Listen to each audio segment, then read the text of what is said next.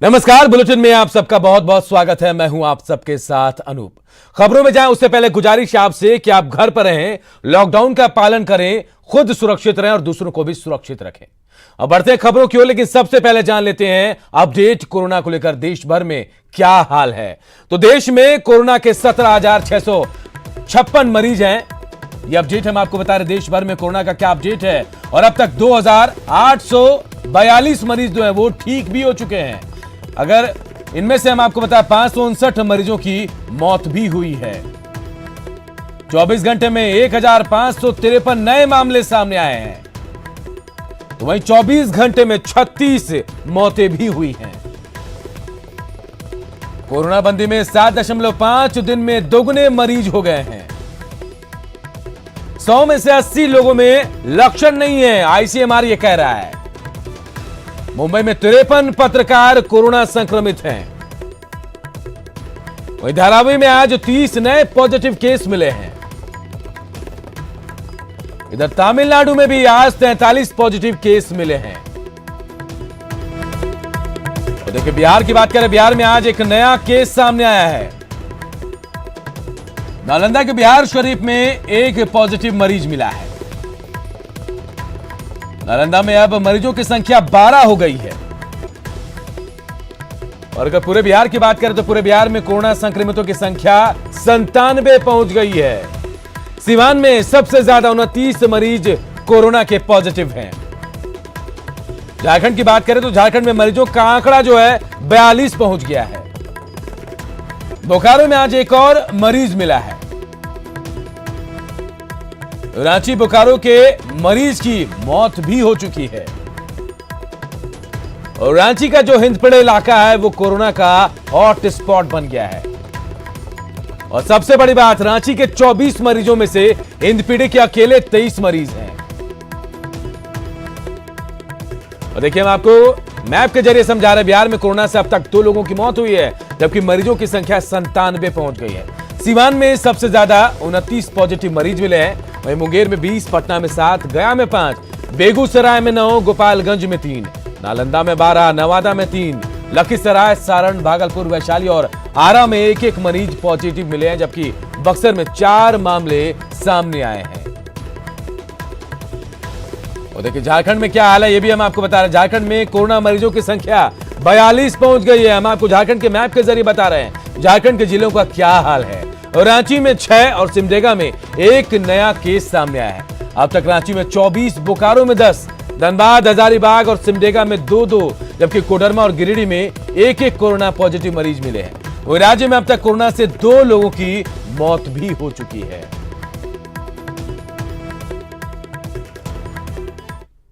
और चलिए आज की बड़ी खबरों की बात करेंगे, लेकिन उसके पहले अररिया से आई एक खबर पर नजर डालते हैं। अररिया में एक सिपाही के उठक बैठक करने का वीडियो वायरल हो रहा है। जब इस वायरल वीडियो की जांच की गई तो पाया गया कि सिपाही कृषि विभाग के अधिकारी से पास की मांग कर रहा था। और जब अधिकारी ने पास देने से इनकार किया तो सिपाही खुद उठक बैठक करने लगा। अररिया के एसडीपीओ ने कृषि विभाग के अधिकारी को क्लीन चिट दिया और पूरे मामले में सिपाही को ही दोषी ठहरा दिया। हमारा बेइज्जती नहीं होगा। बिल्कुल सही है। पदाधिकारी, सीनियर पदाधिकारी, एग्रीकल्चर पदाधिकारी, हम पदाधिकारी यहाँ कहीं। और चलिए खबरों में विस्तार से जाते हैं। खतरनाक कोरोना वायरस से बचने की अभी कोई दवा नहीं है। इस बीमारी से बचने का एकमात्र उपाय सोशल डिस्टेंसिंग है। यही वजह है कि आम हो या खास, जो भी सोशल डिस्टेंसिंग के नियम को तोड़ रहा है उस पर कार्रवाई हो रही है। कोरोना बंदी में जहानाबाद में जो लोग मछली पार्टी में शामिल हुए उनके खिलाफ सरकार ने कार्रवाई शुरू कर दी। पार्टी में शामिल होने वाले एसडीपीओ प्रभात भूषण और सीओ राजीव रंजन को सस्पेंड कर दिया गया है।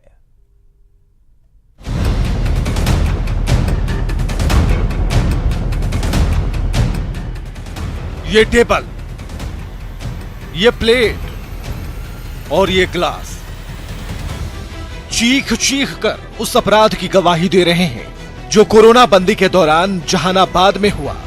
जी हां, जब पूरा देश अपने घर में कैद है, सोशल डिस्टेंसिंग के जरिए कोरोना से जंग लड़ी जा रही है, तब जहानाबाद के सुगांव गांव में महफिल जमी। 50 से 60 की संख्या में लोग जुटे, जमकर मछली की पार्टी हुई और खुलेआम कोरोना बंदी का माहौल उड़ाया गया। बड़ी बात है कि कोरोना बंदी का माहौल उड़ाने वाले लोग कोई आम नहीं, बहुत खास थे। शिक्षा मंत्री कृष्णनंदन वर्मा के पीए पिंटू यादव ने मछली की पार्टी दी और पार्टी में जहानाबाद के एसडीपीओ, मखदूमपुर के सीओ और मखदूमपुर के बीडीओ समेत कई लोग पार्टी में शामिल हुए। मामला गरमाया तो 3 अधिकारी समेत 3 लोगों पर केस दर्ज हुआ और जहानाबाद के एसडीपीओ प्रभात भूषण श्रीवास्तव को सस्पेंड कर दिया गया। एक जो इसके मेन कर्ता धर्ता थे पिंटू यादव, उनकी गिरफ्तारी हुई थी, अन्य की गिरफ्तारी की जाएगी। ये जो है अभी इसका स्टेटस है। नहीं, उस पर एक्शन लिया गया। जो डीएसपी पार्टी में गए थे वो उन पर जो आयोजक थे उन पर जो लोग भी गए थे सब पर एफआईआर हुआ है और अनुशासनिक कार्रवाई भी की जा रही है सब। मछली पार्टी को लेकर हो रही किरकिरी के बाद शिक्षा मंत्री कृष्णनंदन वर्मा ने अपने स्टाफ पिंटू यादव के खिलाफ कार्रवाई की अनुशंसा कर दी। जहाँ तक हमारा स्टाफ का सवाल है तो हमने भी अनुशंसा कर दिया है कि उसको तत्काल हटाया जाए और हम समझते हैं कि इस पर तुरंत कार्रवाई होगी। तो ये कानून का उल्लंघन कोई भी करेगा तो उसको थोड़ी बख्शा जाएगा। यहाँ नीतीश कुमार जी का राज है, किसी को नहीं बख्शा जाता। सरकार ने कोरोना बंदी के दौरान पार्टी करने वालों के खिलाफ सख्त रुख दिखाया है, लेकिन जिन लोगों ने ऐसी हरकत की उनसे सवाल है कि क्या खाने और पार्टी करने की सनक में देश को संकट में डालेंगे। जिन पर कानून पालन करने की जिम्मेदारी, वो इतने गैर जिम्मेदार कैसे हो गए? क्या पार्टी में शामिल होने के लिए पद और नियम को ताक पर रखेंगे? न्यूज़ 18 के लिए अमित कुमार सिंह के साथ ब्रजम पांडे की रिपोर्ट।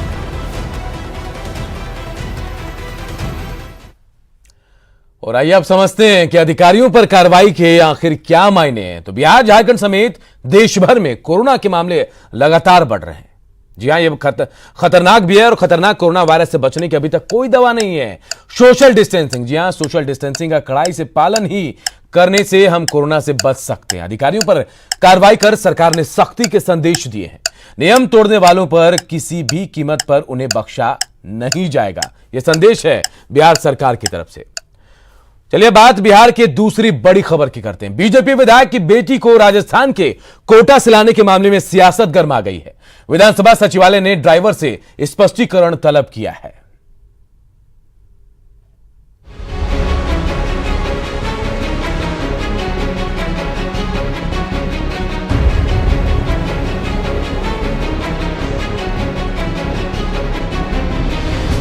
बिहार सहित पूरे देश में कोरोना बंदी है। बिहार के मुख्यमंत्री नीतीश कुमार लगातार कहते रहे हैं कि कोरोना बंदी के समय जो जहां है वही रहे, लेकिन कोरोना बंदी के दौरान ही हिंसुआ से बीजेपी के विधायक अनिल सिंह ने अपनी बेटी को राजस्थान के कोटा से वापस लाने के लिए विशेष अनुमति ली। पटना से करीब 1200 किलोमीटर दूर अपनी कार से कोटा गए और वापस लेकर चले आए। अनिल सिंह का कहना है कि वो विधायक होने के साथ साथ एक बाप भी हैं।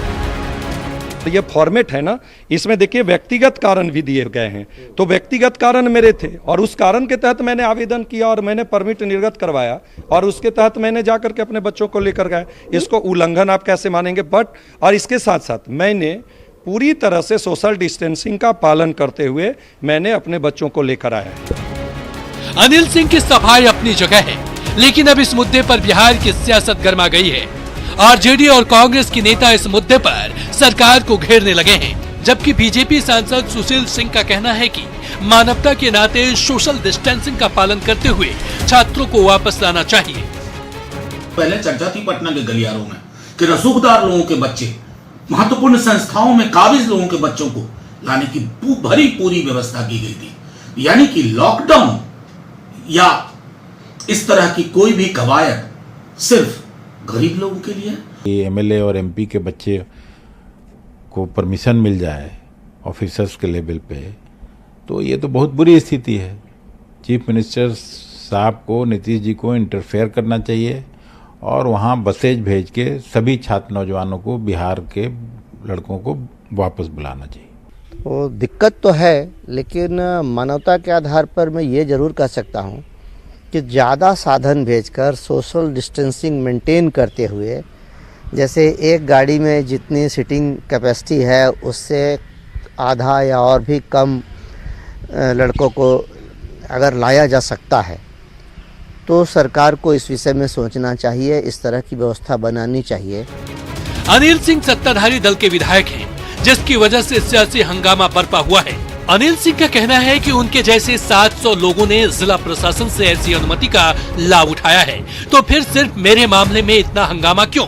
सवाल है कि कौन है ये विशेष अनुमति लेने वाले 700 लोग? कोरोना बंदी में 700 लोगों को जिला प्रशासन ने क्यों दी अनुमति? क्या नीतीश के कोरोना बंदी को फेल करने की हो रही साजिश? और क्या बेवजह मामले को तुल देकर सियासत कर रहा है विपक्ष? भारत में लॉकडाउन को अब 3 मई तक और ब्यूरो रिपोर्ट, न्यूज़ 18। और देखिए, बीजेपी विधायक की बेटी को कोटा से पटना लाने पर तेजस्वी यादव ने ट्वीट कर सरकार पर निशाना साधा। इसका कांग्रेस और आरएलएसपी ने बचाव किया, तो वहीं बीजेपी और जेडीयू नेताओं का कहना है कि सरकार को तेजस्वी की नसीहत की जरूरत नहीं है।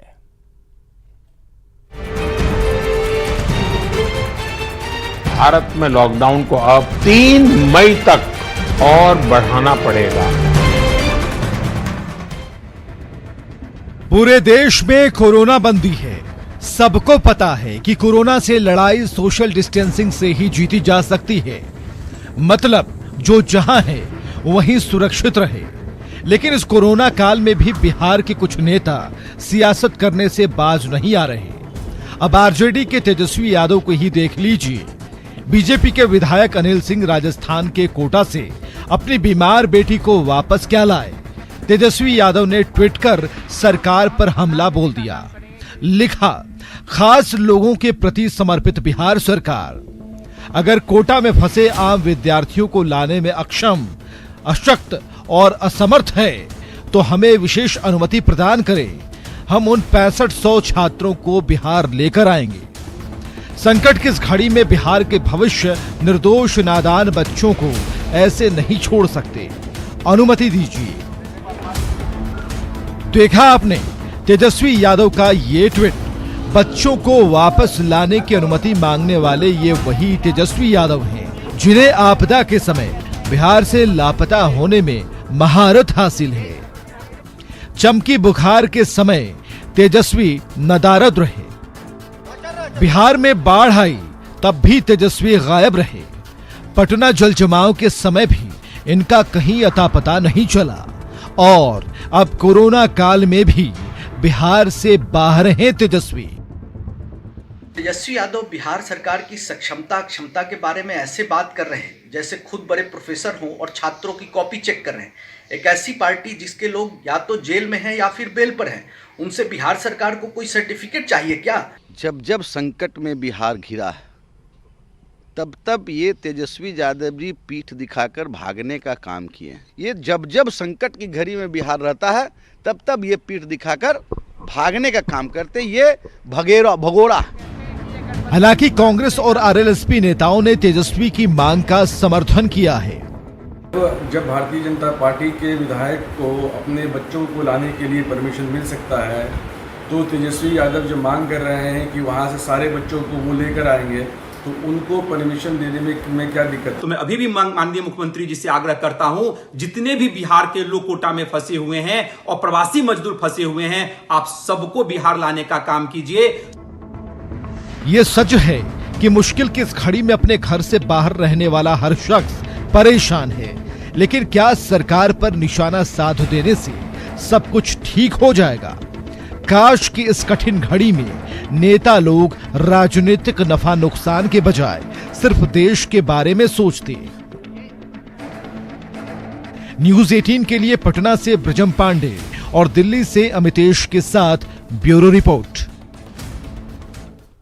और आइए जरा ये भी समझ लेते हैं कि आखिर इस मामले पर सियासत क्यों हो रही है। तो बड़ी संख्या में बिहार के लोग दूसरे राज्यों में फंसे हुए हैं। सीएम ने साफ कर दिया है कि किसी को नहीं लाया जाएगा। फिर भी बीजेपी एमएलए को बेटी को कोटा से लाने में वो सफल रहे और इस बहाने विरोधियों को सरकार पर हमला करने का बड़ा मौका मिल गया। विधायक के बदले ड्राइवर से जवाब अब मांगा जा रहा है। देखिए, कोरोना बंदी के बीच आज से कुछ राहत मिली है। ग्रामीण इलाके में कुछ औद्योगिक इकाइयों को खोलने की इजाजत दी गई है, तो कुछ छोटे मोटे दुकान को खोलने की अनुमति मिली है। हालांकि इन्हें सरकार की ओर से तय मानकों का पालन करना होगा। हम आपको एक साथ 5 तस्वीरें दिखा रहे हैं जो बिहार के अलग अलग जगहों की है जहां आज से काम की शुरुआत की गई है। आप देख सकते हैं कि कर्मचारी कार्यालय भी पहुंचे और मजदूर काम करने के लिए अपनी साइट पर भी गए। अर्थव्यवस्था को गति देने के लिए सरकार ने शर्तों के साथ ढील दी है। इसका बिहार झारखंड में कड़ाई से पालन भी हो रहा है। कोरोना बंदी में दी गई थोड़ी सी ढील को लेकर कुछ लोग यह अफवाह उड़ा रहे हैं कि कोरोना बंदी खत्म हो गई। डीजीपी गुप्तेश्वर पांडे ने ऐसे लोगों को सख्त चेतावनी दी है और कहा कि ढील पब्लिक के लिए नहीं है और 3 मई तक पहले की तरह ही घर पर रहें, वरना कार्रवाई होगी। समझना चाहिए कि हमारे लिए भी छूट हो गई। इसलिए आम जनता के लिए 3 मई तक उसी तरह से लॉकडाउन है जब तक जैसे पहले से चल रहा है। घर से मत निकलें, सुरक्षित रहें। जो पास का उल्लंघन करेंगे सर, जिन्हें पास निर्गत हुआ है, चाहे वो कार्यालय जाने का हो या जो काम कर, अब केस कर देंगे। डिजास्टर मैनेजमेंट एक्ट के तहत केस कर देंगे। अब कोई गुंडागर्दी करेगा तो उसको बर्दाश्त नहीं करेंगे। और इधर देखिए, तेलंगाना सरकार ने बिहार सरकार से मजदूरों को भेजने की मांग की है। तेलंगाना के मुख्य सचिव ने बिहार के मुख्य सचिव को खत लिखा है और भरोसा दिलाया कि बिहार से आने वाले मजदूरों को सुरक्षित लाया जाएगा और उनकी हर सुख सुविधा का ख्याल रखा जाएगा। वो मिल्स में जितने भी कामगार का काम करते हैं उसमें से ज्यादा लोग बिहार और उड़ीसा, छत्तीसगढ़, दूसरे स्टेट्स वाले हैं। वो कई बरसों से वो यहाँ पे आके उनका काम देख लेके यहाँ पे सेटल होके यहाँ पे काम कर ले रहे हैं। हर साल वो लोग जो है होली को अपने अपने जगह में जाते हैं। इस साल भी होली को अपने जगह में जाके उधर अटक हुए हैं। जैसा लॉकडाउन अनाउंस हुआ वो लोग उधर ही रह गए, यहाँ पे ये काम शुरू हुआ।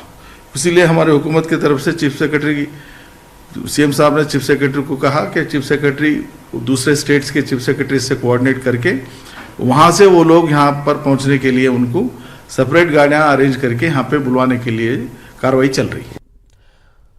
और इधर इस मामले पर बिहार के श्रम संसाधन मंत्री का कहना है कि ये 2 राज्यों के बीच का मामला, इस मामले पर सीएम उचित फैसला लेंगे।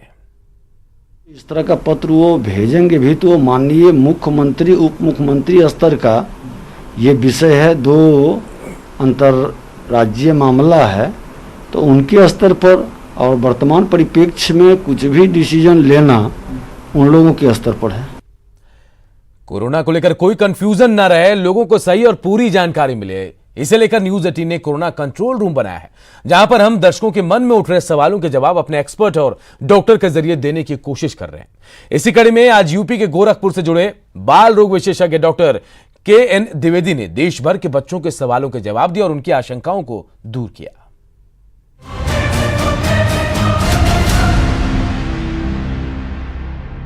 नमस्कार, मेरा नाम भावना है। मैं 14 वर्ष की हूँ और मैं दिल्ली में रहती हूँ। मेरा आपसे ये प्रश्न है कि हम बच्चे कोरोना वायरस से किस प्रकार बच सकते हैं। हाय डॉक्टर, मेरा नाम सलोनी सिंह है। मैं गोपालगंज की रहने वाली हूँ। मेरा आपसे यह सवाल है कि कोरोना वायरस से बच्चे किस प्रकार बच सकते हैं। डॉक्टर, मैं स्वरूप वर्मा वाराणसी से। हम बच्चों को दिन में कितनी बार हैंड वॉश करना चाहिए। मैं अनुष्का यादव। मेरा सवाल है कि कोरोना वायरस से बच्चे किस प्रकार बच सकते हैं। मैं मानसी देव, उम्र 8 साल, आगरा से बोल रही हूँ। मैं डॉक्टर साहब से ये पूछना चाहती हूँ कि बच्चे किस प्रकार कोरोना वायरस से बच सकते हैं। मेरा नाम ईशु है, मैं दिल्ली से बोल रहा हूँ।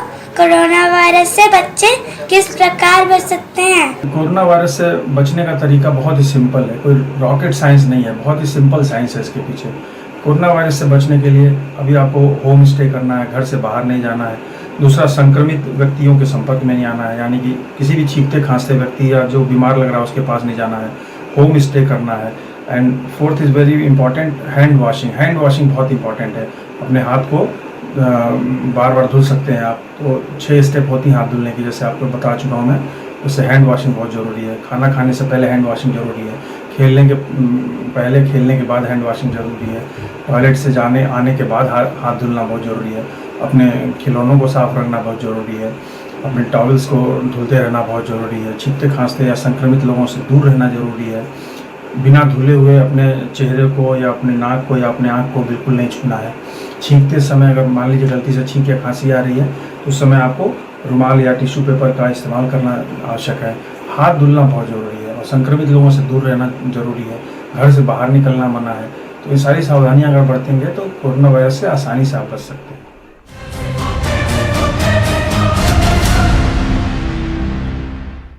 और देखिए, डॉक्टर की सलाह के साथ साथ एक गुजारिश भी है आपसे कि आप घर पर रहें, सुरक्षित रहें और दूसरों को भी सुरक्षित रखें। फिलहाल इस बुलेटिन में इतना ही, लेकिन खबरें लगातार